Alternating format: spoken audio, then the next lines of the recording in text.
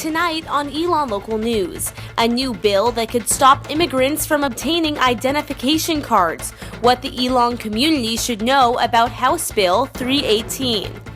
Students have to meet medical requirements before starting classes, but don't have to complete a mental health screening. We look into the school's health policies. Storm clouds rolled into Elon during family weekend, but we found one father-son duo keeping the blues away with some music. We'll have all that and more coming up. Elon Local News starts right now.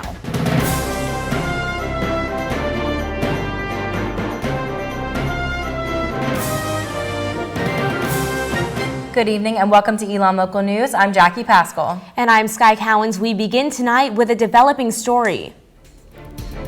With millions of people currently seeking refuge across the world, here at home, Alamance County faces its own issues with immigration.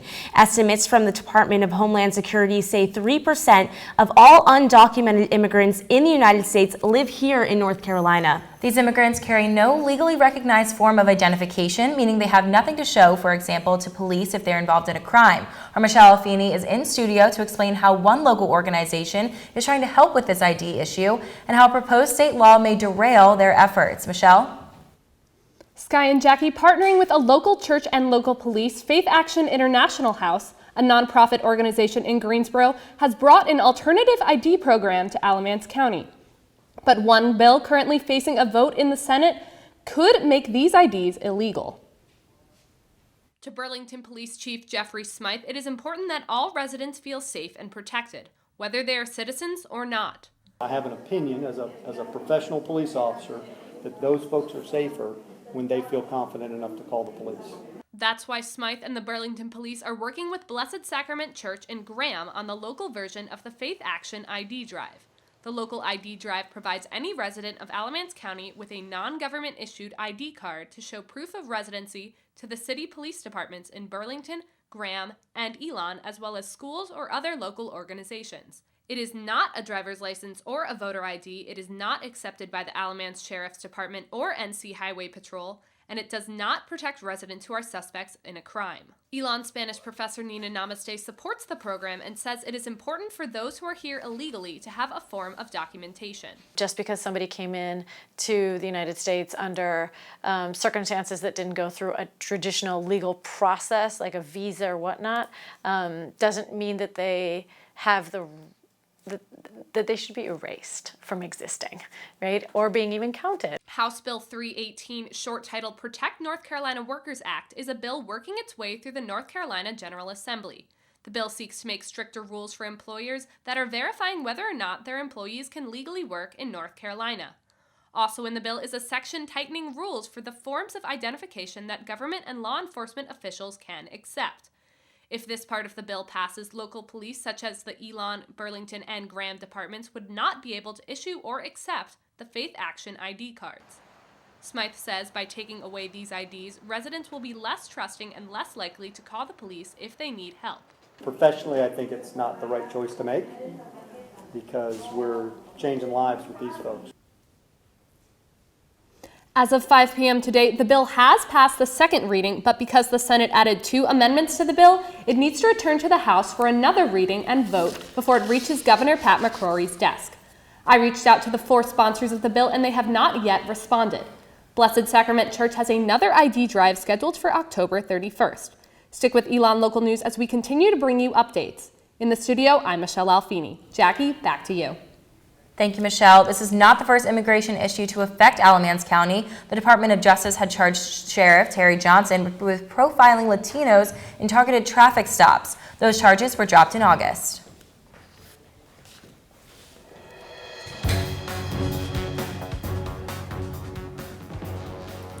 2 incidents of vandalism occurred at off-campus houses over the weekend, causing more than $700 in damage. At 107 Manning Avenue, just across from West End Apartments, Elon Jr. James Henderson woke up Saturday morning to find his bedroom window broken, as well as his outdoor gas grill turned over and broken. A similar incident took place the same morning at 213 Oak Avenue, a house across from Sheridan Apartments. Resident Elon Sr. Andrew Cole reported to Elon police that he observed 6 to 8 white males who overturned trash cans, a grill, and a glass table. According to Cole, the suspects also tore off the hand railing that was attached to the stairs.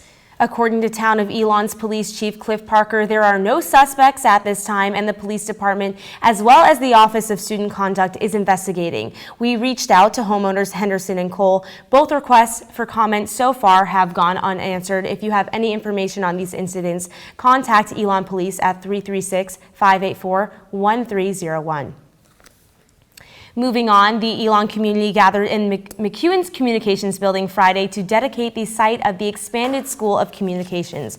Donors who supported the construction project were recognized, and those in attendance signed a steel beam, which will be incorporated into the new building. One of the main donors, the Shar family, donated $12 million to the university. Martha Shar voiced her support of Elon and President Lambert in this initiative.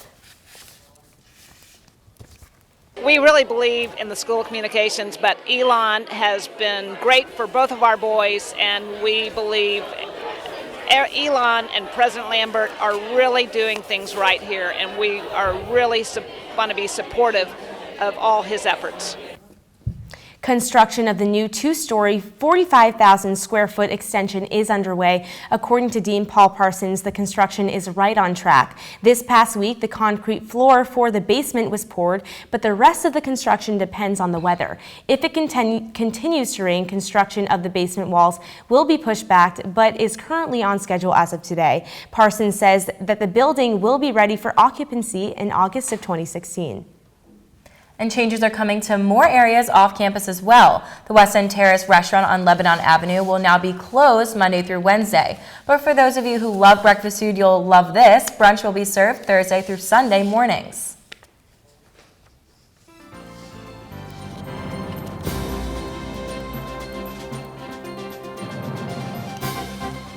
Just 124 days until the start of the Iowa caucus, and the polls are closer than they've been in weeks. According to a nationwide NBC News Wall Street Journal poll conducted between September 20th and 24th, Donald Trump is in the lead for the Republicans, but candidate Ben Carson is right on his tail, with 21% of respondents saying he is the candidate they would choose if the election were held today. Also, according to the poll, Democratic candidate Hillary Clinton leads Bernie Sanders 53% to 38%. And Republican candidate Ben Carson will be speaking at Berrien Baptist Church in Winston-Salem tomorrow afternoon. ELM will be there. You can follow Elon Local News on Facebook and Twitter for updates throughout the event. 11 weeks after the original deadline, the North Carolina budget for 2015 and 2016 has been signed by Governor Pat McCrory. Here are some of the highlights. The new state budget cuts more than $100 million in funding from the state's 8 regional mental health agencies. That makes up for the majority of the $152 million worth of cuts proposed by the legislature. The bill also includes cuts to personal income tax rates, as well as additional sales taxes on repair, maintenance, and installation services that are not currently taxed. This year's budget was supposed to be in place by June 30th. This 11-week delay is the longest since 2002.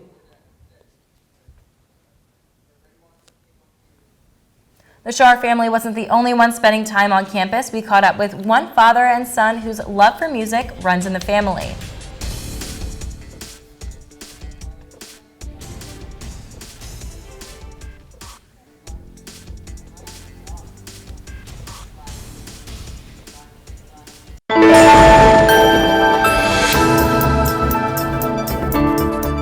And we apologize for those technical difficulties. This weekend was a pretty wet one for the Tar Heel State, but it was much needed. Before this weekend, the U.S. Drought Monitor had 40% of North Carolina, including Elon, in a moderate drought, meaning we could face potential water restrictions. With some parts of the state picking up at least 2 or more inches of rain this weekend, it will certainly ease this dry spell we've been having, but will not completely remove that moderate drought label. A new Drought Monitor map will be released later this week, and with more rain in the forecast, we could move out of moderate drought conditions. Associate Director of Physical Plan and Director of Landscaping and Grounds, Tom Flood, says Elon saw 3.5 inches of rain. That much rain only took down a few dead branches, but it did stop the sprinkler system. The Flood explained that once Elon receives a 1/4 inch of rain, the irrigation system automatically shuts off. Before the rain, the sprinklers were running often because of the drought-like conditions across the state. But will all this rain continue? Our Kenneth Brown is in downtown Elon with your Phoenix 5-day forecast. Kenneth. Thanks, Sky. I'm here in wet but beautiful downtown Elon where the rain is here to stay through the week. Today we experienced rainy conditions with a high of 76 degrees, and tonight our low is expected to be 67. So with that said, let's dive into Lake Elon and take a look at your Phoenix 5-day forecast. Cloudy skies don't look to be leaving anytime soon Tuesday. The rain continues its journey with a chance of scattered storms and a high of 77 and a low of 67. You won't be putting away those rain boots this week. Wednesday, more the same with a high of 77 and a low of 65. The rain will still bother us into Thursday with a high of 64 and a low of 55. And heading into your weekend, more rain in the forecast. Friday, we still have wet conditions with a high of 61 and a low of 52. And Saturday, the rain should begin to taper off with a high of 65 and a low of 48. So put the umbrella, rain jacket, and the occasional kayak on standby, because just like my midterm, the rain is going nowhere. Sky, back to you. Thanks, Kenneth. Come on in, get yourself dry. You look super soaked out there. Just 45 minutes from Elon, one town did not let the gloomy weather put a damper on its weekend. I took a trip to Carborough, North Carolina to experience one of the town's longtime traditions. The sound of raindrops was not the only noise that filled the streets of Carborough on Sunday. The 18th annual Carborough Music Festival included 13 different venues across town with a diverse lineup of bands and performers all day long. I love that there are so many different genres of music. From grunge to bluegrass, folk, and even a girls' choir. The festival featured music for all ages and all walks of life. But the weather did cause a little bit of a hurdle, with half of the venues being rained out. Amber Hayes, who helped plan the event, says one thing kept the magic alive. The people, they come out, they're having a good time, they're coming to see their friends play, but they also get to experience new music. And the crowd could not agree more. What's the best part about the Carborough Music Festival? The people. I was going to say the people. Look around. Yeah. Now, it may not look like there's a whole lot going on outside today, but pop into any one of these venues in downtown Carborough and you're bound to hear a different type of music. It's really easy to walk from here across the street and hear somebody you've never heard before, and it's like, wow, that's really great. Hayes says she's already thinking about how to make the festival even bigger and better. She says we can expect even more venues and performers next year. And the fun in Carborough does not stop there. If you're looking to burst out of the Elon bubble, there is a small plate crawl taking place at featured restaurants in Carborough, Chapel Hill, and Hillsborough tomorrow, September 29th through Thursday, October 1st. And the rain didn't stop the music here at Elon either. This weekend, many Elon families made the trek to campus for Family Weekend. Among these were the Oakleys, a family who took to the stage to show off their love for one another and passion for music. Family Weekend is a time for students to take a break from their typical schedules and enjoy time with their loved ones. While the weather didn't cooperate for some of the planned events, open mic night at the Oak House still went off without a hitch. Yep, that's Lowell Oakley from Season 8 of The Voice performing live. When deciding about coming back to college, Lowell's father said it was a no-brainer. Elon's a very special place, and it is very special in his heart, and so he was drawn back here. Oakley, a current sophomore at Elon, looks to his father for more than just advice. This is the inspiration right here, right? And Oakley used open mic night to connect with his father by performing alongside him. Afterwards, Lowell and his father sat down with ELN to discuss their experience balancing college and NBC's The Voice. It was very fun to watch him last year. I mean, he came here the day that we moved him in last year. Was the day he found out he was going to be on The Voice, and so from that point on, it's been crazy. Lowell was grateful to share the stage on this weekend dedicated to celebrating students and their families. As his musical career progresses, he says that he knows that his biggest fans are always waiting for him back home. In my rough times that I've had over the past month getting back into school, I still got my family. Megan Jernak, Elon Local News. You can catch Lowell Oakley singing around campus with all-male a cappella group Ripcord, and this group has something to be excited about this November. The group will be opening for the band A Great Big World in New York City this fall. This comes after the band reached out to Ripcord after hearing their rendition of I Really Want It. Ripcord president Adam Salema says invitation caught them by surprise. I was in practice when this happened. We were talking through announcements, and I get out my phone and I'm looking at my emails where my announcements are, and I saw this subject line, A Great Big World New York City concert, and then I just freaked out in front of everyone. They're like, dude, what's happening? Like, relax. And I was like, this is huge, guys. And they were like, relax, no it's not, it's probably nothing. And then I told them this, and like all the guys freaked out. They were like taking their shirts off and like everything. They're like, oh, let's go, let's go. From singing to dancing, on the final day of Family Weekend, Elon dance majors demonstrated their talent around campus in a project called Dancing in the Landscape. The dance company performed these pieces along the brick paths that define Elon. Co-directors Renee Aumiller and Sarah Turek worked with 2 student dance majors to compose this traveling showcase. The dancers moved throughout 4 different spaces on campus using architecture to showcase both the grounds and their skills. It's different in that we get to interact with our surroundings and really experiment with everything around us. Dancers have been rehearsing for roughly 3 hours a week since the beginning of the school year. They even had a 3-hour tech rehearsal in the rain. And if you could not make it out this year, Dancing in the Landscape returns for Family Weekends every year. You have to pass a physical health exam to come to school, so why don't you have to pass a mental health examination too? We'll tell you why after the break.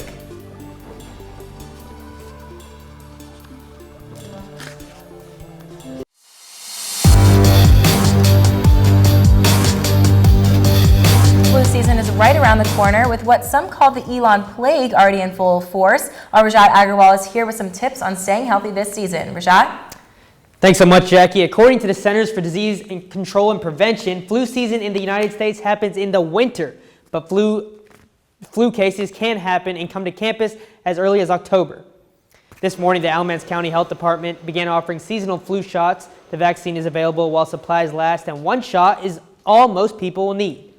Now take a look at the 4 types of vaccinations the department will offer this year. The quadrivalent injection covers 4 strains of influenza and costs $25. The flu mist nasal spray-like vaccine for anyone between the ages of 2 and 49 is also $25. The flu vaccine injection recommended for the ages of 18 and above, and for anyone who has egg allergies is $35. And finally, high-dose trivalent covers 3 strains and is recommended for anyone over the age of 65. The vaccine will be available at the health department clinic by appointment from 8 a.m. to 11 a.m. and from 1 p.m. to 4 p.m. Monday through Friday. The R.N. Ellington Center for Health and Wellness on Elon's campus will also be offering flu shots. Look out for an email from Dean Janelyn Patterson in the upcoming weeks for exact dates. With your Health Watch, I'm Rajat Agrawal. Stay healthy, Elon. Back to you, Sky. While you're keeping tabs on your physical health, it's also important to check in with your mental health. As Suicide Prevention Month continues, some students have been wondering why Elon does not require a pre-screening for mental health issues like depression or anxiety. Suicide is the 2nd largest cause of death for people between the ages of 15 to 24, and more than 1,000 suicides take place on college campuses every year, and that's according to the Center for Disease Control and Prevention and Emory University. While Elon does require immunization records and some medical history, university physician Jeanette Archinall explains that such pre-screenings could do more harm than good. Dr. Archinall says, quote, unlike physical issues such as TB exposure and vaccine health, mental health issues come and go with time and circumstance. If we were to screen for mental health problems, then the screening would need to be done on every student at least once a month for the entire time the student is on campus, which is not appropriate. Dr. Archinal says that she directly contacts any student that opts to include a record of emotional history to let them know what resources are available on campus. Ultimately, it is the student's right to choose to inform the university of any mental health history. And for students who are seeking information or help, Elon has a full-time counseling center with 5 counselors on site and a visiting counselor with expertise in addiction and substance abuse. These services are free to students, covered by the student health fee, and are available Monday through Friday. Students can also pay to meet with a visiting psychiatrist who comes to campus once a week. For more information or to schedule an appointment, students are encouraged to call University Counseling Services. You can also take a mental health screening online. Check out elonlocalnews.com.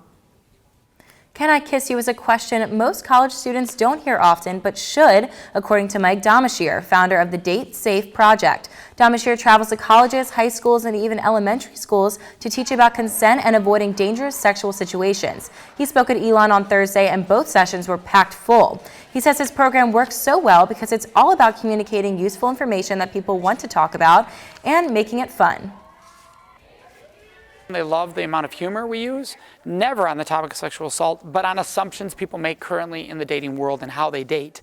And then also how it gives them actual skill sets that they can leave the room and use instantly in their life to greatly improve the relationships. In the program, Domashir talks about college dating, the hookup culture, and how students are the ones who can change it. The program is interactive, and he teaches by showing the hypocrisies in dating culture. He says the best way to combat sexual assault on college campuses is to be smart in your choices and always ask permission in any setting. The Phoenix took down Towson with a 17-13 win this family weekend. We'll have the highlights coming up.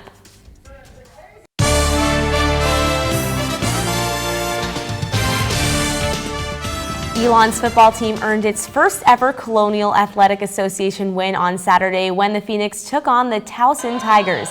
Defense was the story of the game for Elon as the Phoenix forced 4 turnovers to overcome a 13-point first quarter deficit. Elon coach Rich Skrosky has said his players need to step up in big moments, and Saturday they did just that, stopping 6 Towson drives on 4th down and holding the Tigers scoreless on the final drive of the game to seal the win. Elon's offense did just enough to support the defensive effort as quarterback Connor Christensen threw for a touchdown and walk-on running back Brandon Gentry ran for another to give the Phoenix its first ever CAA win with a final score of 17-13. Thankfully, the defense bailed us out a bunch of times, which they've done the last 3 weeks, and so I was just happy that, you know, even though we overcame some of those mistakes, we were able to put some points on the board and get a W. The win improves Elon to 2-2 on the season. Elon will fly to New Hampshire to play the 21st ranked University of New Hampshire Wildcats on Saturday. And before we go, some intergalactic news. NASA confirmed this morning that there is evidence of liquid water flowing on Mars. The Mars Reconnaissance Orbiter of the MRO provided evidence of the hydrated minerals that act similar to water. This discovery is the latest breaking news to happen from NASA's Mars mission. And that's all for Elon Local News tonight. You can find our stories online at elonlocalnews.com or follow us on social media on Twitter or Facebook and Instagram at Elon Local News. From all of us here at ELN, have a great night, Elon.